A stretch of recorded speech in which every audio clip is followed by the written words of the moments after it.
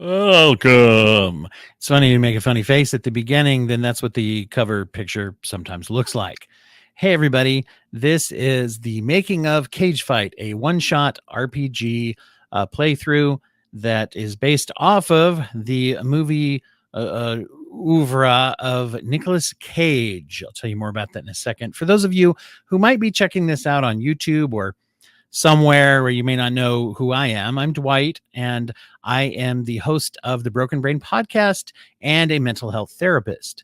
This past year or so, I've been bringing to the airwaves something that I've been practicing for last couple years in my practice, which is learning about accommodating and adapting role-playing games into therapeutic healing and skill development and just basically self-improving kind of thing. Great way to bring together some principles of therapeutic healing and self-improvement along with group and community dynamic with other people as well. So today I'm going to be telling you a little bit about the making of. If you haven't already, you can go to the Broken Brain podcast feed, or you can look here on the YouTube channel of the Broken Brain podcast, or if you're already here, dwighthurst.com/RPG is another place you can go to see the video of that playthrough or the audio of that playthrough. I was joined by Isabel Turan and Dalen Rowell, who are podcasting friends of mine who have been on the show and worked with me before to play through Cage Fight, which is this one shot. I have been recording some of these to demonstrate some of the ways that you can have some fun and use RPGs in your day-to-day life, as I do sometimes with clients, to do social skill training, to process trauma, emotions, and things like that. So we'll get into it. So here's my little notebook. Those of you who watched my making of the RPG where we had to escape from a barbecue that took place in hell know that I like to use these little handwritten things, little tabbies and everything here. It kind of helps me because then for me, I can carry it around and I don't have to remember that it's in a notes app. So that's something I've learned over in my life, but particularly for preparations like this and creative things like this, it's better for me to have something I can see. ADHD gets into something called object permanence. Tune into the podcast, hear a lot about that. But if you don't see it, you're going to forget that it's there. And then all of a sudden it's going to be the morning of the thing you're going to be doing. And you're like, I didn't write the adventure very well. So this was something that I thought of because it's fun for podcasting audiences as well as for podcasters who, no surprise, I know a lot of those podcaster type people. A lot of them are movie and pop culture podcasters, which Izzy and Dalen are. And so, amongst many others that I know that get very immersed into pop culture and they're experts in that area. So we went to a theme of an RPG that had to do with giving you extra powers that rewarded you for knowing more about Nicolas Cage and his movie career. Nicolas Cage is already fun just by saying Nicolas Cage. Doesn't that seem a little bit more fun? If not, then I don't know. Maybe we don't relate to each other. But the idea that I had was based off of a couple of different things. So this first of all, the RPG dynamics were sort of just adapted from very, very general. If you've watched my other things or heard the episodes, I do like to use existing RPGs as a jumping off point for writing a one shot. In this one, I just kind of took a very basic dice dynamic. Okay. So basically what it was we took a regular 6-sided dice and we roll it. And if you hit a 4 or higher, then it was a success, and a 3 or less was not a success. Then based off of this, you would have higher results the more successes you had. You could roll 1, 2, or 3 dice, and you can obviously hear more specifics about that when you watch the gameplay. But basically, it worked like this: you get 1d6 or regular dice, if you're not familiar, just for doing an action. And of course, in these kinds of games, you roll the dice whenever you do an action that requires skill or has an uncertain outcome. So if you're going to open an unlocked door, you don't really have to roll for that. If you're going to try to kick open or pick the lock of a locked door, you got to roll for that. So that's just an example. In this case, the more successes you had, the more likely it was that everything went through cleanly. You could roll 1 dice, as I said, for just doing something. you get a second dice if you could name an ability or power that a Nicolas Cage character had in a movie starring Nicolas Cage, and how you would use that. The fictional story here, of course, was that the two characters were movie critics who, as part of an alien invasion, had become imbued with the power to take on the abilities of any Nicolas Cage character from any of his movies. So the second dice was earned by being able to say, here's the power I'm using. It came from this movie, name of the movie, and here's how I'm going to use the power. Okay. So if you're going to defuse a bomb, you might say, I am defusing this bomb using the powers of the knowledge of an FBI chemical weapons specialist that Nicolas Cage played in The Rock. Okay. And then to earn the third dice, this is where you could get into whatever you wanted to get into. I decided to make it a little bit more easy and a little bit more open. I'll get into why in a second. And so the third dice, you could earn that by naming one of three things tied to the movie in a trivia kind of way. Number one, you could name the name of the character.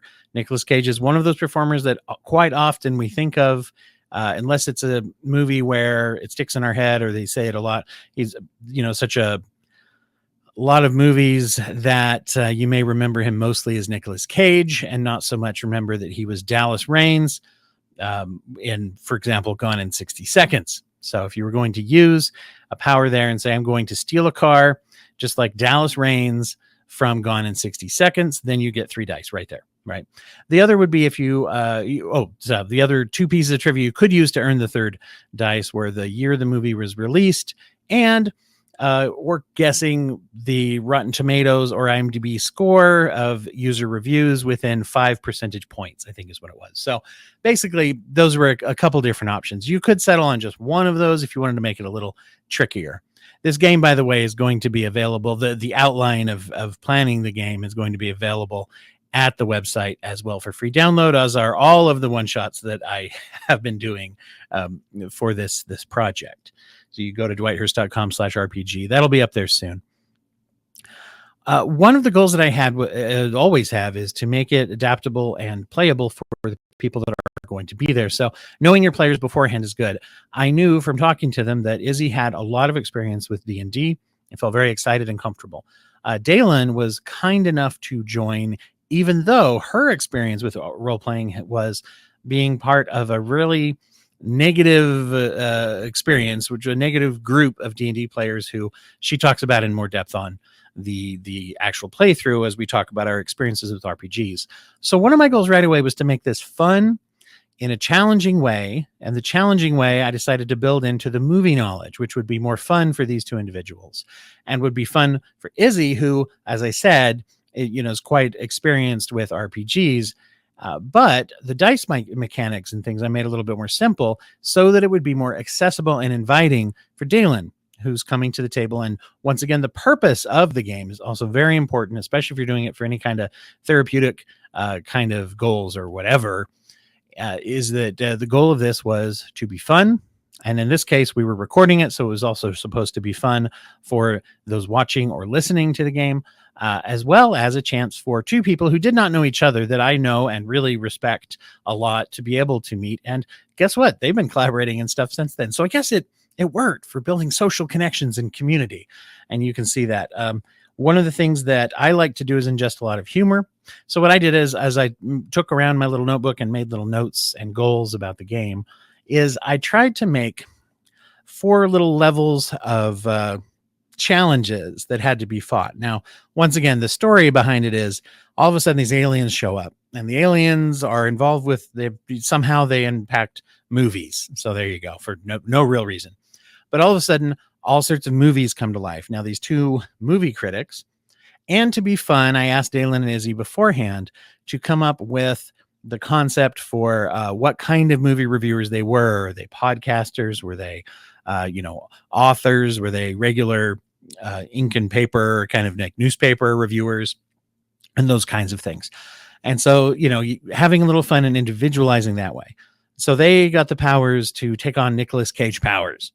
As they moved through these different stages, getting to the sort of final big boss to get rid of the aliens or save the world or whatever, I made each section much like a movie that did not star Nicolas Cage, but I felt like kind of should have, or would be good if Nicolas Cage was in them. So uh, right away, they had to move through a level that was based off of Maximum Overdrive, the Stephen King movie from the 80s, very, very cocaine fueled, crazy movie where, in this case, a meteor magically brings to life appliances, machines, anything machine like comes to life and start, trying to kill people. So there were a couple little, I tried to sprinkle in a couple little things that are like little Easter eggs of that movie. And I worked the title of each movie into each little scene. So I think they walked into the lobby of a movie theater and all the machines are trying to kill people, and somebody behind the snack bar just says, "Wow, everything's gone into maximum overdrive." So then you pause for laughs when you do that. As they moved through that, they moved into a couple other, levels. They moved through at one point a casino, which is then being robbed by a group of Elvis impersonators. Which, if you're familiar with 3,000 Miles to Graceland, you might, like me, wonder why wasn't Nicolas Cage in that movie? Sure seems like he should have been, Then they get through that and go into a big, hot, arid, deserty kind of weather in the parking lot outside, and are then attacked by tremors worms coming up through the ground and things like that. So once again, tremors. It kind of seems like Nicolas Cage would have been good in that, right? The final level that they get to is actually based off of a movie that was never made, which was Superman Lives, which, if you're familiar and if you're a movie nerd, you may be familiar with that movie that was the Superman movie that was going to star Nicolas Cage, originally to be written and directed by Kevin Smith. And there was a lot of there's a lot of fun lore out there. If you want to go give that a Google, Kevin Smith tells a very long story about the experience he had of working on that project, and how the producer really badly wanted to put a robot spider fighting Superman, which then, interestingly enough, that person went on to be part of the team that made Wild Wild West. And what's in that movie, for some reason? A giant steampunk spider. So I worked that into part of that, once again, is knowing that the podcast audience is, probably people who tend on the nerdy side. I tried to make the jokes accessible even if you hadn't seen those movies. That's why I worked in the title of the movies and some things like that are meant to be kind of fun. But if you did know, hopefully that's even a little more fun. I wanted it to especially be fun for those that were playing the game, which in this case, of course, was Dalen and Izzy.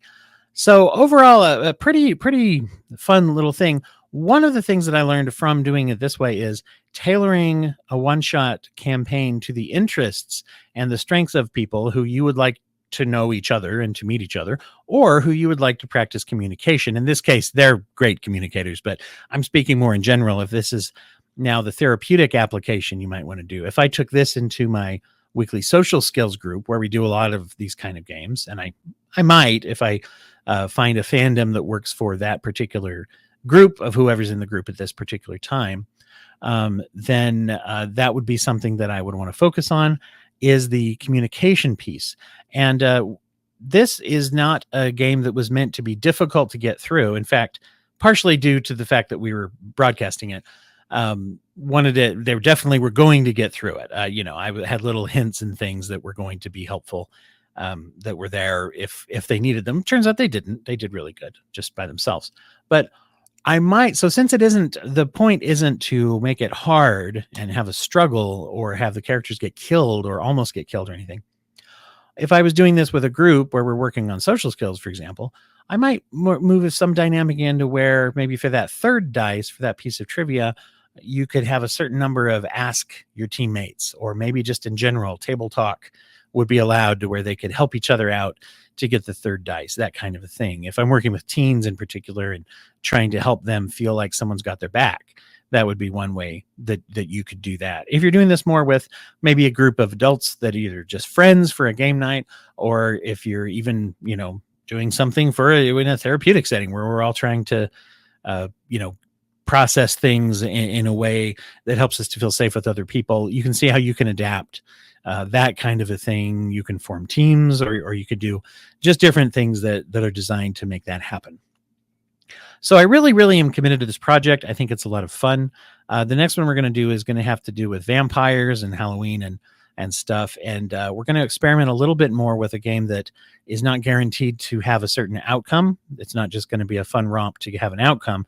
It'll have a fun romp, but it'll have an uncertain outcome. People may die in this one or whatever. So stay tuned to the Broken Brain podcast, or go to dwighthurst.com/RPG, or even better yet, do both, because I am adding more and more recommendations. I'm also adding some of these making ofs whenever I do a one shot. The one shots themselves, once I write them up and make them look pretty, they pop up there as well. There's a couple of them. I just added the one where the RPG, the HE double was the name of it. There we go, to where people had to get out of hell, the barbecue in and from hell. So you'll see that there. And also doing some reviews of different games that either are good for these purposes or use role-playing in a way to tell you about how you can take a game that already exists and use it or adapt it in a way to teach certain principles or practice certain things. Thanks for watching this, and I hope you like it. And we'll be back at you again soon doing one thing or the other. Bye-bye.